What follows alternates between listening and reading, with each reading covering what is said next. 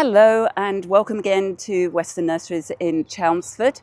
Today I'm going to talk about roses, not particularly all the ins and outs of their care and growing them, but I want to talk about my 5 favourites that I can see at the moment. There's lots of beautiful roses here and I had to choose 5. So the first one I'm going to start with here is called the Fairy. It's sort of a shrub rose, grows about 4 feet tall and wide. And the reason I chose it, apart from these beautiful little tiny frilly full double flowers that start off pale pink and then fade to white. They color change, which is something that I really like.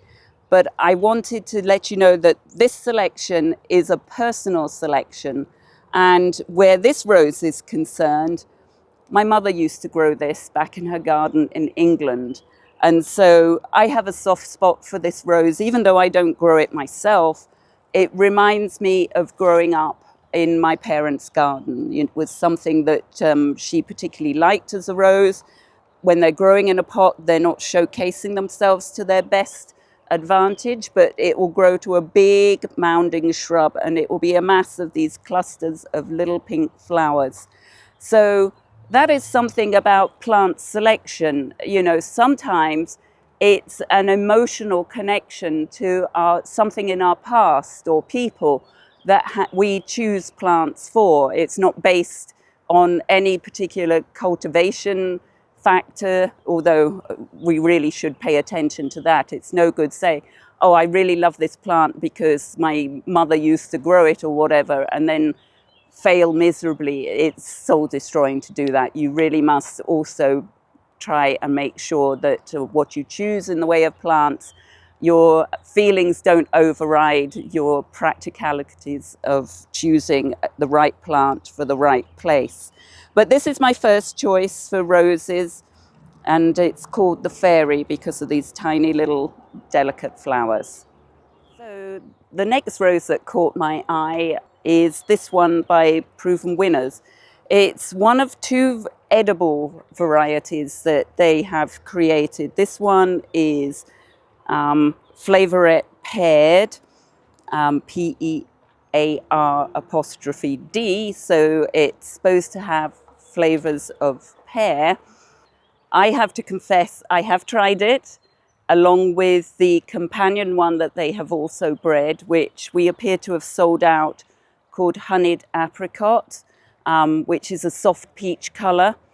And my palate is not particularly good, but the Honeyed Apricot, I have to say, I did try, and the aftertaste was definitely of mild apricot. I was amazed. It's a novelty to have one bred specifically to be edible as well as ornamental. Even if you never ate a single petal off of it, it is a beautiful landscape plant and smells wonderful. So this is Flavorette Pear'd. As I say, there is another one to go with it, which I could definitely taste the flavor of apricot, and that's Flavorette Honeyed Apricot. So moving on my personal selection of roses, I had to choose a David Austin rose. So David Austin obviously has been selling his roses here for a number of years, but he has spurred a great emergence, shall I say, of breeding heirloom style roses that are repeat blooming and also have scent. For many decades towards the end of the 20th century, the roses were bred for sort of appearance, but not so much for scent. But for the most part, David Austin roses smell incredible, look incredible.